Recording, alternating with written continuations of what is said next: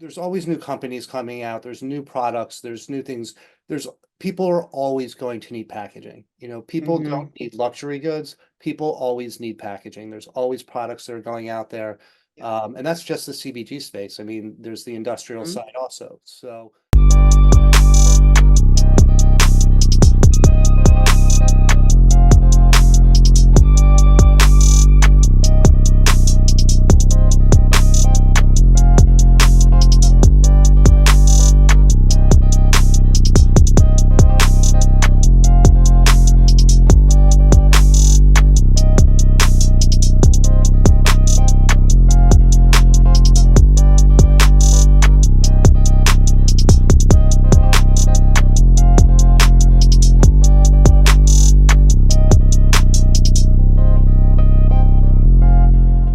Hello, everyone. Welcome to today's episode right here on the Product and Packaging Powerhouse. And guys, I have the honor and privilege to have one of my packaging professionals, also friends in this space, Brad Levin, who is the Senior Sales and Sustainability Manager at Millennium Group.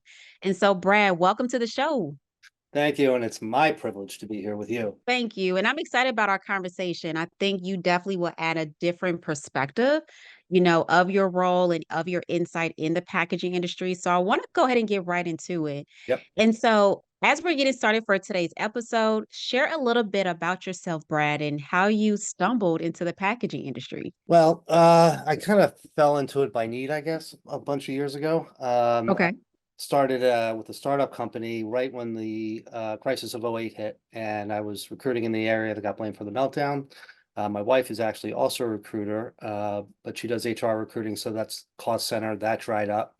She was pregnant with my second kid, and we had just bought a house on Long Island, so a little bit of panic had set in. And my father-in-law actually has a packaging company, so I ended up going to work for him, and that's how I kind of fell into this racket. That's so cool. And so, number one, I have to ask, fact that your father-in-law works at the packaging industry and you've transitioned into that space, how has the family dynamics been, with you navigating into the packaging space in the company? I don't think we have enough time or a big enough couch for that, but it was really good. It was great that he was, helpful to take me in. His family had been steeped in the packaging industry for a generation or so. He actually went to work for his father-in-law's company, which was a packaging company.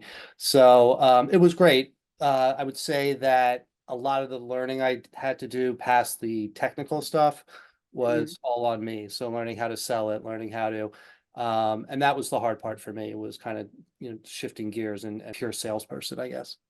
Okay. And I could see some of the transferable skills, with you serving as an executive recruiter, those transferable skills of how you interact with people. You're really selling the person to the organizations and the companies, So I think there is still some transferable skills that you had, that probably was advantageous for you. But to the point of learning about the different substrates and what is packaging and the different levels of packaging and what you think about in the manufacturing, I'm sure that was a huge learning curve for you. Yeah, I mean, you know what? To some extent, sales is sales, right? It's just a Mm. little bit different of a pitch or what have you. But when you're selling an actual product, there's that technical aspect of it also, and being able to come across as intelligent or knowledgeable about that product is part of the battle. The other part of it Mhm. is just being a good salesperson or a good person that it's easy to talk to and can start Yeah. conversation. As everybody knows, there's two sides of that sales coin. But yeah, it was a little struggle to pick up the technical skills in the beginning. Mm. And so just curious, like how did you really immerse yourself into learning all the technical details? Because I'm sure you had an accelerated track, considering working with your father-in-law, navigating to a new industry, incorporating the art of sales, and then the technical piece of it. It was a little sink or swim, and Okay.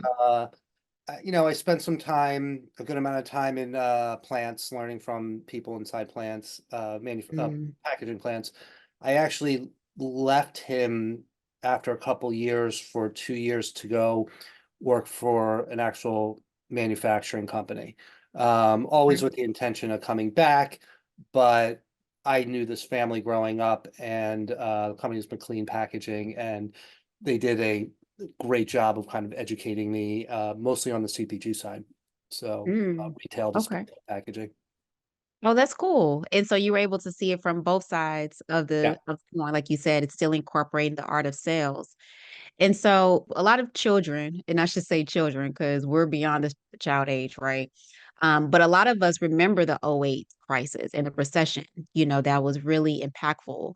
And I feel like we're seeing that with some of our professionals and colleagues present day at the time of this interview. So it's deja vu, and it's unfortunate that it's this case. But for anybody that is, going through, looking for their next transition, looking of how to really overcome within the recession and everything that's inflated, what piece of advice would you give them? Choose a different industry.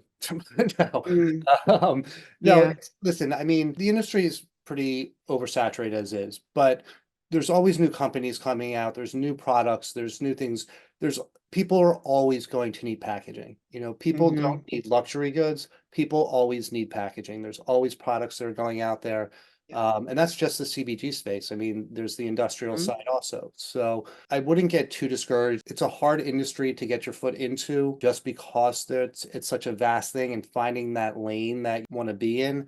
And Mhm. I think that's something that I didn't do very well in the beginning, that Mm. just kind of taking anything in that I could. At the end of the day, I think that helped me to some degree, because now I have relationships with different manufacturers of different products. So I have, everything from folding cartons to clear packaging to brown box and what have you. So it makes me a little bit more versatile. That being said, when you're coming in, I think it's a good idea to kind of pick a lane and become a real expert in that. And that's how you can really excel in the business. I think that's gold. And one thing that I spoke with somebody else on the podcast, recently, Leonard Grape, we were talking about how to become the generalist versus specialist, within the space. So to your point, when you have a wide or vast range of expertise, within the packaging space, you're becoming the generalist because you can do a little bit of everything. But the vertical approach is where you become the specialist. So, what is that one lane, to your point, that you can really focus on and dominate in? So, you being within sales for respectfully CPG brands, is gold. That's your lane. I'm in the CPG space for health, beauty, and wellness. So, I do not touch pharma. That's a whole nother Yeah, beast. I do I not do agree. industrial, Yep. but I know as TLC, the song, I stick to the rivers and lakes I'm used to, Yeah. so It I think that's valid. it's an interesting dichotomy though, and I struggle with this sometimes, because there's people that just do, let's say, cosmetic packaging, Hmm. and companies are like, oh, that's Mike, he just does cosmetic packaging. Hmm. And he's always top of mind, right? Yeah. So, I mean, that's great, but you are kind of limited to that area. My business just organically grow that way. So I never, and at the time I didn't know any better. I was just like, oh, you need a box? Yeah, let's go. Yeah. So, you know, but, so there is something to be said for that being a specialist. I still go back and forth of what's better and what's not, but Yeah. there's two different ways of approaching it, I guess. That's true. I think it's really to each its own at Yeah. the end of the day. Yeah. To each its own, and how you're really serving the market, and ultimately what's the transformation or the outcome that we're ultimately trying to desire, get for our desired and our actual clients. So I think that's what we really look at being in the space, what's in it for them? How can we produce the packaging that, is helping with the unboxing experience, that's really showcasing the brand on retail shelf? How are we really going to display the product D2C or e-com? So I think it's so many different layers to it, Yeah. that brands don't really know about. But us on this side of the table and the development side, we definitely have more insight to it for Agreed. sure. Agreed. So I have to ask you, considering your background as an executive recruiter, you transition into packaging and you have over 15 years of experience, with primary, secondary, display packaging across various substrates. What aspects do you find challenging and rewarding? To me, I feel the most challenging part of the business is getting into new companies. I think, as I mentioned, I think the industry is very oversaturated. And, Hmm. what sets me apart from the 50 other people that are knocking on that door, so And the only way that you can demonstrate that is by actually walking through that door, right? So Yeah. I think to me, that's the hardest thing. I talk about this all the time, and I have discussions with a lot of people about it. And, I think I mentioned this to you before when we spoke, but I had one of my best friends from college was a kind of a senior packaging guy at Benefit and got me in there, and a large customer of mine for years. And during that time, he left and went to L'Oreal. And we joke about it now, but he said to me, he was like, Brad, I can't even get you a meeting here. And Mhm. it was one of those kind of aha moments to me where I realized that maybe I need to start spending my energy in other places or more productive places. So I Yeah. think that's kind of how I started focusing really on the indie brand and startup world, because Mm. the other side of it is a company like L'Oreal, and again, I'll take them 7 days a week and twice on Sunday, but all the design work's already done. So it's really just pricing and relationship. And being Mhm. in the industry for as long as I have at this point, I do have a lot of capabilities that can help those smaller either startups or indie brands, whether it's design or recommendations or what have you. So I feel Mhm. that's where my value add actually comes in. Okay. And to be honest, the L'Oreals, Estee Lauders, all of those, they're great, right? And they definitely have their market. But to your point, sometimes it's hard to get in the door, because they already have set protocols, set design. They're looking at who can come in and help increase their bottom line Yeah. ultimately. Yep. And that's just the reality of it. However, we're starting to see really a paradigm shift where we're seeing more indie brands come to market and people are like, how can I really expand outside of just my 9 to 5 and really become a household name? And we're seeing more indie brands get placement in retail. That's alongside of Estee Lauder and Benefit, et cetera. So, with you working with them and kind of seeing this paradigm shift, like how do you really help these brands, indie brands, respectfully, start properly positioning themselves through packaging to start getting ready for retail? That's a really good question. And I think from the time I started in the business to now, I think there's been a big shift, especially with the DTC market and, online sales. And Hmm. it's a much cheaper way of coming to market, and a much Yeah. more profitable way of going to market, really. So I encourage that more than anything.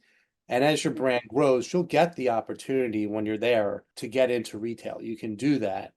But I think that there's a rush to do that, and I don't agree with that. Mhm. I think Mhm. with the amount of social media that's out there and the amount of ways that you can get your brand out there for people to see, it's so much more cost effective to be direct to consumer, I think. And for that, there's so many ways of doing this. And, we've always talked about the unboxing experience, right? And Mhm. I've always brought it back to FabFitFun. And they're the Yeah, first brand that I thought that really nailed that. nailed And it. yeah, and the fact that I've never been a customer and all these years later I'm still talking about them tells you Mhm. that, it was a memorable package. That experience alone, that unboxing can buy loyalty, and Absolutely. the other side of it is you don't have your product next to 15 other products on the shelf, right? So, there's not a lot of comparison. They come across, you want to try it, they buy it online. Uh, Mhm. it presents other challenges of getting word of mouth out there and getting it, but that said, in my opinion, I think it's the best way for startups and young companies to go to market. Absolutely, and I feel like we have, with TikTok now in place, we see some packaging professionals who are on TikTok, so shout out to Corey and Adam. I'm not on TikTok. I just cannot do another platform for me. But with that, you're starting to see so many brands that are being highlighted on TikTok for that example, for a quick 30-second clip of the unboxing experience with influencers, brands and really showcasing how to use this, how this product is different, and what's my unique value proposition of the product. So, to your point, direct to consumer is where it's at. And I think thanks to COVID, and the pandemic, it really accelerated that time Exactly. frame, I just to really be intentional. I'm an old dog trying to learn new tricks with the social media stuff. It's I've spent a lot of time this week trying to figure. I mean, I know how to do it, but trying to figure out how to take advantage of it. And Mhm. it's definitely, I mean, it's definitely the way to go. And there's a big buying market out there in that space. So Absolutely. Absolutely. And now, like, with FabFitFun, for example, like they're featuring indie brands in their products, and BoxyCharm is incorporating the same thing, And I remember when I was in corporate, we would put products, in FabFitFun, Birchbox programs, BoxyCharm, etc. And I remember, during a specific time in corporate, we would actually have to make sure that they were focusing on having indie brands be featured within their boxes as well. But now we're starting to have other independent, subscription box programs come up to feature these other independent brands, to showcase them, because everybody's looking for the next thing and really trying to think outside the box, because to that point, everybody may not be ready for retail. Yeah, And it is what it is. I do feel that some brands are trying to accelerate to go to retail, which, to each its own. However, I think they don't really understand the cash flow and the operations that behind there's a cost going behind to it. retail. Yeah, Yes, it's a lot of costs. And I'm like, can you wait 90 days, get your money back? right. Can you float your operations? Because packaging, for primary, for secondary, for tertiary, for pallets, because you pay for pallets to get the products to the warehouse, freight, you like, can you support it? And they're like, I didn't think I had to do all that. Yeah, What who's do you think? doing it? Right, they think they just ship it to the store and it's boom, it's out And there. that's it. Like, no. I mean, but if you have your smaller scale boutiques, yeah, you may be able to, ship a master shipper, with X number of units Yeah, directly to them because it's not a big box. yeah, So I tell my clients, if you want to go into retail, start with the boutiques. I Start agree seeing what that's 100%. like. Maybe, Start visiting the stores, yeah, to see how your product is displayed. How are the sales going? What is the traction? How are you forecasting your products? Because your packaging suppliers, like Brad, is asking you, okay, replenishment, what are the quantities? What's the replenishment strategy? What's the forecast for the upcoming year and the next 2 to 3 years? Is it custom products that you're creating? So it starts going down the rabbit hole of so many yeah, details exactly. and nuances that we definitely have to consider for sure. So, so Brad, let me ask you this. So since you work, like your sweet spot is working with the indie brands, how are you really offering them sustainable packaging, working alongside of them, for them going direct to consumer? So this is the $1 billion question for I think all of us in the sustainability world is, we're still at a point where the cost is very prohibitive to startup brands and younger brands. Mhm. I've always said, whatever step you're taking is better than not taking a step at all. So it doesn't have to always be, 100% sustainable packaging or, even in your operations, there's Mhm. certain steps you can take, and then there's stuff that you will do down the road as you grow. Uh, Mhm. but sustainability cannot come at the cost of you not being able to operate your company. Otherwise, what are you doing? So Exactly. I get that all the time. And I've worked with people where, they just can't afford it right now. So, maybe it's doing one product that you have with sustainable packaging, or maybe it's just doing one other thing in your operation. It doesn't always have to be about the packaging. It could be going solar, just your operation being more efficient. There's a lot of different areas in this. And it's one of these things with sustainability that I struggle with too, because there's just so many aspects of it and there's so many Yeah. different roads to go down with it, and you think you're doing one thing right over here and you're doing three things wrong over here, right? So it's virtually impossible to actually reach that ultimate sustainability goal as a company. I Mhm. think baby steps is the way to go, and the more your company grows, the bigger the steps become, and that's how you make a difference. I think that's valid. Now, you know what? I appreciate you for being candid about it too, because to that point, I'm right there with you. Number one, I tell my clients, they tell me what their budget is. I was like, you're not ready for sustainable packaging. And I'm saying that in quotes, because what does that mean? Sustainability, for packaging means something different to everybody. There's no universal way to look at sustainability, right? So when I ask them that, they're like, oh, I just don't want to use plastic. Well, okay, let's think about this. You're creating a shampoo, you can't put that in glass. Like I had a brand tell me, want to put shampoo in glass. Like, no, that's not functional. You're now about to cause a hazard condition, a hazard situation inside the shower, shampooing your hair with glass. Like, That doesn't make sense. No. So we still need to think about it from a functionality standpoint. She was like, but I want sustainable packaging.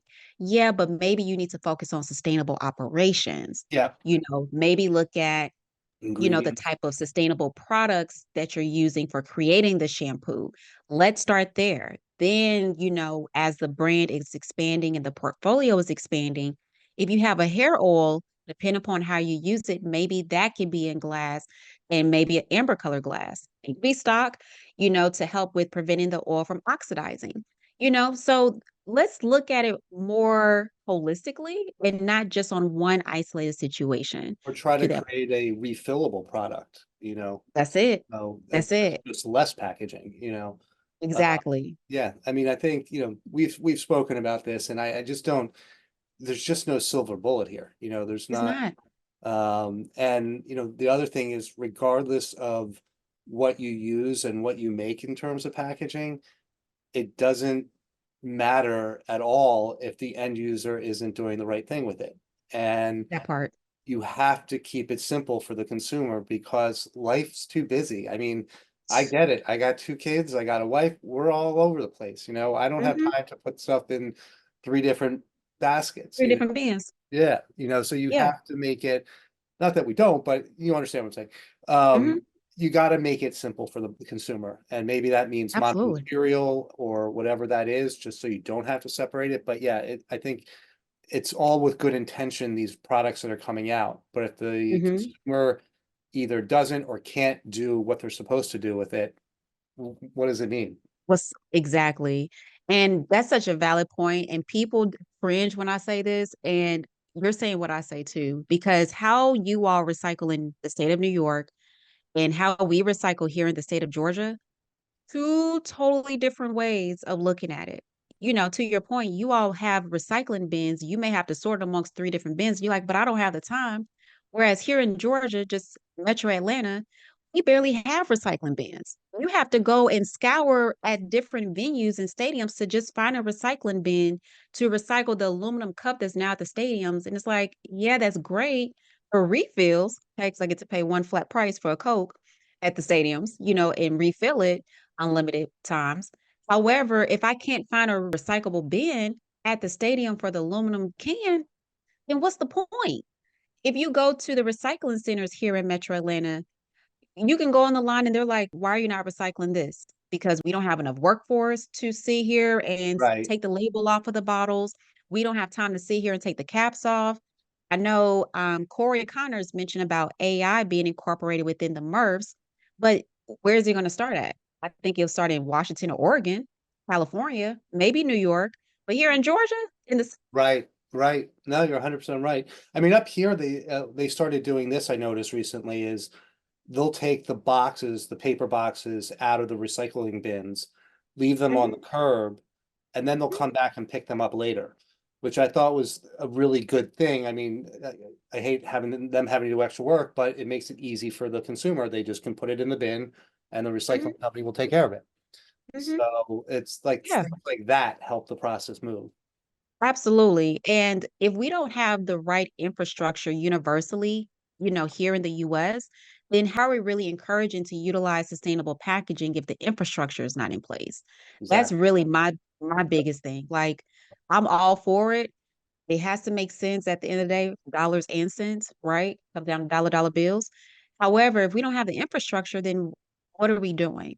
And I think packaging EPR, extended producer responsibility, in its infancy stage may be good, but we have the right infrastructure. That goes back to my Yep. question. And I think for me, having like the sustainable operations, to then incorporate the packaging if we have the right infrastructure and it's, not becoming a taboo topic and well, how you do it in New York and how you do it in Georgia, yeah, sustainable, but we're gonna do 2 different processes. Right. It negates, the I, real thing of what we're all trying to produce and go for. I So think there's a lot bigger picture than just the packaging part. Like, mhm, if like I always said, like there's plants that I know that have gone, I said this before, solar power, and it Mhm. ended up saving them like 30% in electricity bills. So you're being more Mhm. sustainable and you're saving money. That's a win-win, Absolutely. you know? Absolutely. So, like I said, it's just a very complicated subject and I'm all in. I love the conversation about it. And I Yeah. don't think there's a silver bullet. And, we just have to encourage people to take steps. Absolutely. Absolutely. So what I'm hearing from you just in our conversation thus far is really with sustainability to look at it just beyond the packaging. Let's look at how, operations, the manufacturing, the processes, internal processes, because guys, some companies need better internal processes for it to be sustainable, to then start cascading out to the packaging and such. So would you add anything else of, I will say this, there's some new products that are out there that are really cool from sustainable packaging. There's a product called like curved corrugated, and I don't have the Hmm, science behind it, but it literally curves like around a bottle. So it's a very sustainable material, and it's also reducing the material because you're losing all the corners. mm, So it's not obviously it's not for every product, but it's a mhm. really interesting type thing. There are these new things that are coming out that I think are cool and Yeah, interesting. Will they make it into mass market? I don't know. But yeah, on one hand, it's frustrating. On the other hand, it's kind of fun because I like to it see is. and I like to be a voice of, trying to help, especially companies that can afford it. Well, listen, we could do something like this that's going to be better Mhm, material, better design, but et cetera. So mhm. that's fun for me. I'll have those conversations all day long. Yeah, of course. And I think, we're still in the infancy stage here in the US. We're not as Way advanced as behind like Europe, I think. international. Yeah. Exactly. So I think, we're taking baby steps, right? And right now we're in the crawl phase. We're not walking, we're crawling. But eventually we'll be able to start walking, then running with it, to start catching up with other international markets, from a sustainability standpoint and also sustainable packaging. But here in the US, we're still a little infancy stage. We're I in a would crawl agree with stage right that. now. I would agree with that. So, but I think it's still something really exciting, that we're seeing come to market and brands starting to think about it because of consumers, and consumers are now information hungry. They're like, well, I'm reading everything and I want to know what all you're doing. And is this wasteful?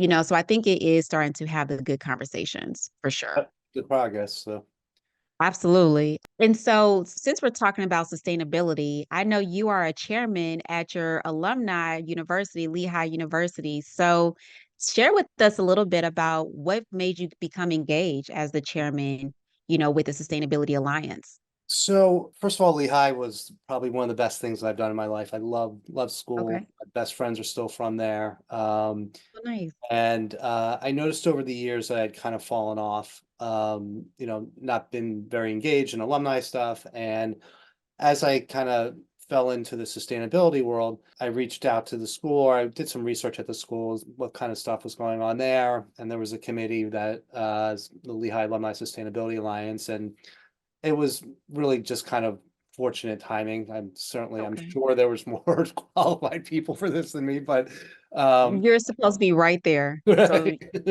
you're just as But qualified. Okay. I took the position and it's really just been it's been one of the best things I've done over the last few years. First of all, it got me very much reconnected with the school that I love. And a large part of it's really talking to students and, talking about different careers and different ways of getting into sustainability and, giving some Mhm. guidance. And, we put on a few events during the year where it's alumni and students. And, one of the ones I Mhm. went to, I think it was last year, was in Brooklyn. There was a rooftop farm in the Naval Yard, in one of the buildings in the Naval Yard. And it was like an acre and a half, and they grew all these things up there. And it was, I mean, living in New York for all these years, the last thing I would ever think would be when I walked up to this place. I know the Naval Yeah. Yard well. It's not the prettiest place in the world, and there's just like this green garden up there, and it was remarkable that this is happening in the city. Mhm. So for me, it's been more that I've gotten probably than what I've given because it's really just educated me so much more on and opened my eyes to all the different ways that we can do this. I think one of the first things I did there was a panel discussion, and there was local law 97 was just kind of passed in New York. And there was somebody that was working on that, and he worked in the Empire State Building. That was a big thing of bringing that up to code. And he started talking about it, and the enormity of this project to me really struck home. I mean, this is an 80-year-old building. It's probably one of the most unsustainable buildings in the world. And in order to get this done, not only do you have to come up with solutions, but you have to get buy-in from everybody that's in there because they're all individual companies and you can't really disrupt their business. Mhm. So events like that to me are just are amazing. I walk away with, just in awe of what people are doing in it. And, I like to think I'm doing my share, but it's nothing compared to what some of these people are doing. And it's a testament to Lehigh and it's a testament to the desire of people to make the world better. I love that. And we have to cultivate the future leaders in a future generation, to really expose them to other areas, in other industries. Because sometimes, and I'll just say for myself, when I was in school, I went to get my undergrad in chemistry. I was laser focused on just going to pharmacy school. Like, that's it. And worked in the pharmacy. I shared this on my Detour to Destination episode journey, where I worked in the pharmacy and a guy came in that resembled my grandfather. And I had to tell him a four-figure dollar amount for medication. And it was needing to be refilled every single month. Ugh. Like, that was the breaking point for me to be like, you know what? I can't do this because Now, this could be somebody telling my grandfather this at that time, to now coming into packaging. But to that point, I wish I would have been more aware of the packaging industry, especially with my chemistry background. Polymer chemistry, that's all day packaging, yeah. to understanding like the engineering portions of it, to the physics, to the math, like all of that is packaging, packagerial science. So if somebody would have shared that with me at much earlier, probably 15 plus years now from college years, you know, where would I be? But I'm right where I'm supposed to You're be, right just there. like you, Yep.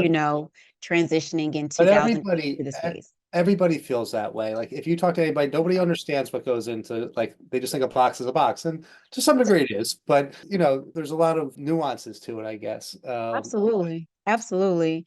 So speaking of future generations, like what's one piece of advice you would give to our future generation leaders, of how to really start thinking about sustainability and really expanding outside of just their laser focused industries?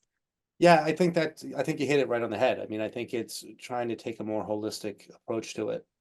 Like every little thing you do is better than not doing something. So in almost any industry, there's ways to tackle this, whether it's through government, whether, it's through education, whether it's through energy, whether it's through Mhm. packaging, sustainable packaging. I think going forward, you're going to see this grow in pretty much any industry that's out there. So just because, it's not something that you can touch or feel doesn't mean you're not making a positive effect on the problem. True. So, it doesn't have to be a box where, oh yeah, look what I got. There's a Hmm. million people that are doing, a lot more important stuff than what I'm doing or what any of us in the packaging industry are doing, so Absolutely. Absolutely. I was talking the other day with somebody, there's a woman from Lehigh who works at NASDAQ and she helps companies get listed on NASDAQ as they have to meet Mm, certain sustainability goals. And she works with mm, them to get that done. So that allows these companies now to become public companies or grow on a stock exchange and have a larger impact in what they're doing. So mm. something like that, it's really kind of endless. Yeah. I think that's gold. And because sustainability is, like you said, much larger than just packaging. It's something that's in all of our lives, from solar power to operations. Even like Georgia World Congress Center, they have tours to showcase how they've become more sustainable, in the renovations of certain wings. So then hearing like the lady that works at NASDAQ, your colleague that works at NASDAQ, that's helping brands get listed, or companies, excuse me, get listed based upon their sustainability initiatives. I think to your point, sustainability is much broader than Yeah, we realize. Sometimes we just kind of put a little bit more emphasis on the packaging because of the consumer portion, and we buy products every day. partially because you can see it. It's something you can That's touch. it. Okay. Yeah, Partly because, again, that's our world. That's what we it that's what is our we world. travel in. Exactly. Like look, we want y'all to be able to touch it because that's our jobs. That's how we Right. support our livelihood. So continue to. but we're also saying as you're touching the product to really think outside of just the products. It Yep. is much greater than that. So I love that. And since you're the senior sales and sustainability manager at the Millennium Group, I would just love to hear like how you incorporate all your different learnings, the advice you're giving to the students at Lehigh University, what you're seeing in the market over the past 15 years, and working with international brands. Like, how do you take all these pieces of the puzzle to make a picture in your role at Millennium? It's like a collage. Yeah. It's very messy. Hey, it's still a picture, so Right. hey. You know what? Honestly, I think that when I got into packaging, it was a box, right? And my world has been that for the last 15 years. Over that time, I've started to expand to other things. And, one of the areas that I really from growing up was service.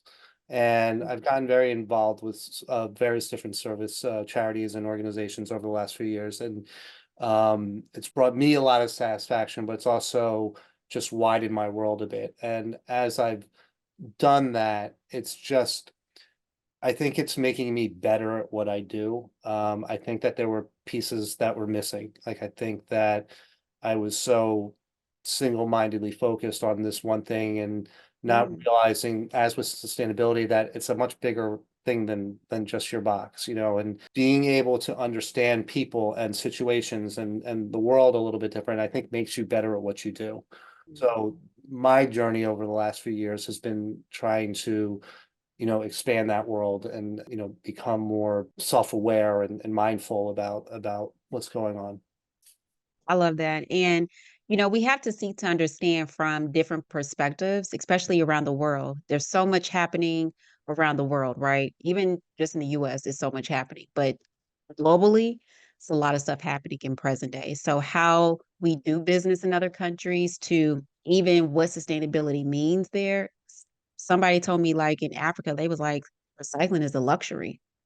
Like, so to your point, it is really looking and seeing it from a different perspective to see how we can all work collectively, But for the greater good. I think it's also keeping it in perspective, like Mhm. growing up, I went to a friend's school, a Quaker school that was 80% Jewish. Okay, so my graduating class was 53 people, but those 53 Mhm. people did a ton of service, and Mhm. I would take I would run coat drives and take coats down to the worst places in Philadelphia and like hand them out, and Mhm. it makes you realize when I think about that, because it's something I hadn't thought about in a long time, that this is a tiny piece of the world, and Yeah, it's not it's there's so many things that are almost more important than this, than not that the sustainability part isn't important, because we do need to control that, but there's a lot of other suffering and other areas that goes on in this world that definitely need our attention as well, if not more. Mhm. Absolutely, absolutely. Like, we have so many world matters that we see every single day, every single minute. It's, like, almost overwhelming, but yet we have to know. And how do we become involved and what that looks like and There are the great different perspectives. organizations out there. They're great Mhm. organizations. I just recently was in this thing with Paws of War that, takes dogs from war-torn countries and rehabs them and puts them together with vets that are in need. And seeing the effect of this was unbelievable, and Mhm. that stirs things, I think, inside of people. And I think that it makes Yeah. people want to do more, and people being exposed to these type of things it can't not make you want to care more. You know what I mean? Like, Absolutely. and it trickles down into this. So, you're doing that. So how do we make the world a better place? And the sustainability side is part of that. That's, what Mhm. can we do? Absolutely. Oof. Like, that's a whole look, that could be a whole separate episode in Yeah. itself, just Yep. hitting on that. Don't get me started here. Okay, listen, so I'm right there with you. So, last question I'm gonna ask you before we get into our power round, Brad, is you are like the king of networking, right? So, what book would you recommend or app? I'll put it that way. What tool, I'll say that. What tool would you recommend for those who are looking to really expand their network? I think the best thing to do is to find the best group, get into a networking Mhm. group. I think Lunch Mhm. Club is okay. I think the technology is lacking there a bit, but Mhm. I have met some interesting people there. I've spent a lot of times in groups that were just not good at all. Mhm. And about 3 years ago, I came across a group called The Connective, which has really changed the way that I do business. Mm, And it's a lot of trial and error. You got to try yeah, different things. I've been in yeah, groups where I like the first 5 minutes I was in there, I was like, yeah, I gotta go. And then there have been groups where, it took a little longer, but there was a benefit to it, and yeah, business came from it, but it's also relationships and knowing that I have a few hundred people that I can call on for advice or guidance or just to bounce ideas off of. yeah. And I guess the biggest thing that I've learned from the networking end of it is it's not who you're talking to, it's who you're talking to knows. So people that you may not think could potentially help you, they may know a guy that can help you or a woman that can help you. Mhm. So, it's always worth the conversation to me. I always say Absolutely. I'll talk to a wall, but it's really just about putting yourself out there and the more people that It you can is. talk to, and if you can find a group that has common goals and a diverse group of people, both, Mhm. from all aspects, that's where I think you're going to find the most benefit. Absolutely. And I love that. I agree with the networking groups. And one thing I had to do, and one book I read that helped me to really go outside of the box and really be intentional about the networking groups. It's a book called The Little Black Book of Connections. And I read that book. I still reference it to this day. And it really helped me to repivot of how I really thought about connections and networking. Because at the end of the day, it's a conversation. Yeah, That's how you and I first met, yeah, was maybe on LinkedIn or something. I think it was. Yeah, Friend through a friend of a friend in the packaging space, and we connected, and we stay connected, on and off over the time, and here we are now. yeah.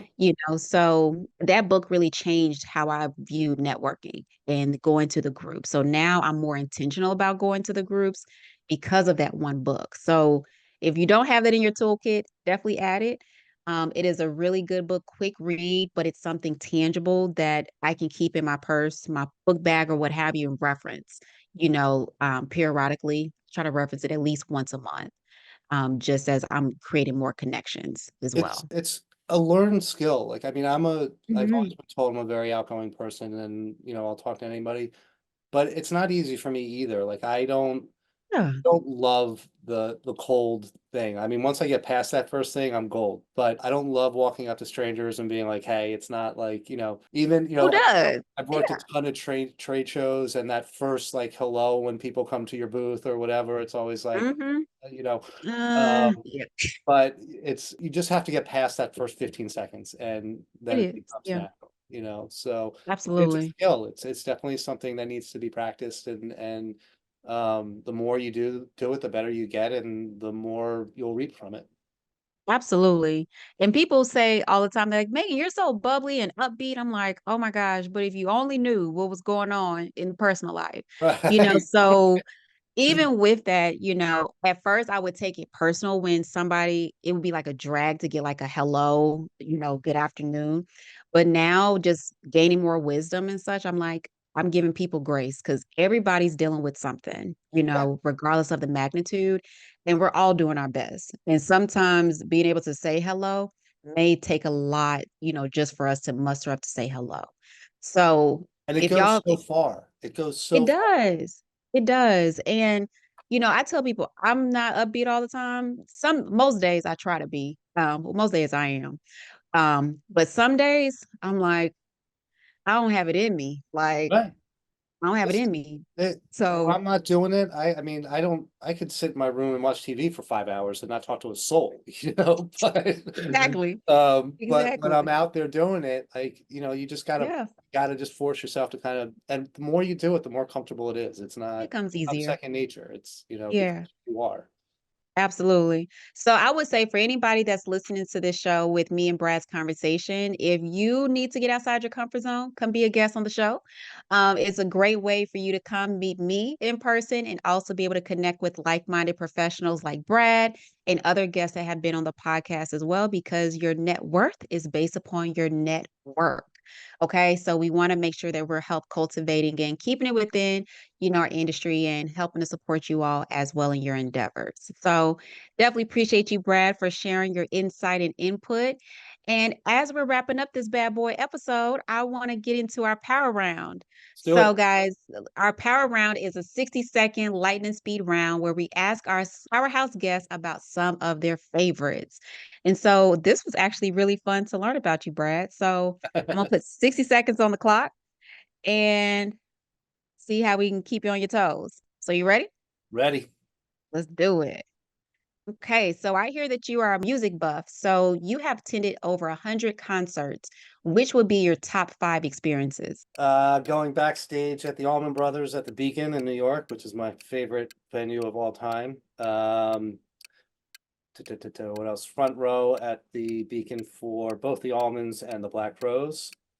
Billy Okay. Joel at the Spectrum, the old Spectrum in Philadelphia, which if people know that's one of the iconic places. Okay. And any show at the Man Music Center outside of Philadelphia. Oh, okay. Man, top five out of 100. That's gold right there. Okay. And then one of your favorite bands is Grateful Dead. So how many shows have you attended? And what's your top song? I've been to, I believe, around 50, 52. And top song is Franklin's Tower and Scarlet Begonias. Okay. Nice. Okay, we're almost at time. So last question. Packaging should be able to fill in the blank. Protect your product and express your brand and story. I love that one. Time. So cool. Like 100 concerts and 52 shows just with Grateful Dead. You said 50 to 52. It's almost one a year. Yeah, that's God. I'm not that old. Just to put it, look, to put into perspective, Right, right. just one a year. But no, that's so cool. And so Brad, thank you so much for the conversation today and being our featured powerhouse right here on the show. And for people to get in contact with you to network and to learn more about your role at Millennium Group and how you can best support independent brands, share a little bit about how they can get in contact with you. Best way is to reach out on LinkedIn. I am on it all the time. I'm sure we'll post my email address when you put this out. So, uh, Absolutely. but I'll always respond to LinkedIn. So that's one of the best ways to reach me. Awesome. And guys, Brad's information will be down in the show notes for you all so you can get engaged with him. Make sure you network with him. He is probably one of the top networking people on LinkedIn, so make sure you do connect with him and see how he can best support you in your endeavors to talk about sustainability, of course, packaging, and ultimately how we can make sure that we're all learning and growing together in our pursuits. And so, guys, we are tuning out for today's episode right here on the Product and Packaging Powerhouse. Make sure you like, follow, and subscribe to our channel and share this with three professionals, at least three in your network. I know y'all have at least three. You really could go for 5 or 10, but we're going to start you slow. So, thank you all so much for tuning in for today's episode, and we'll see you on the next one right here on the Product and Packaging Powerhouse. See you on the next one.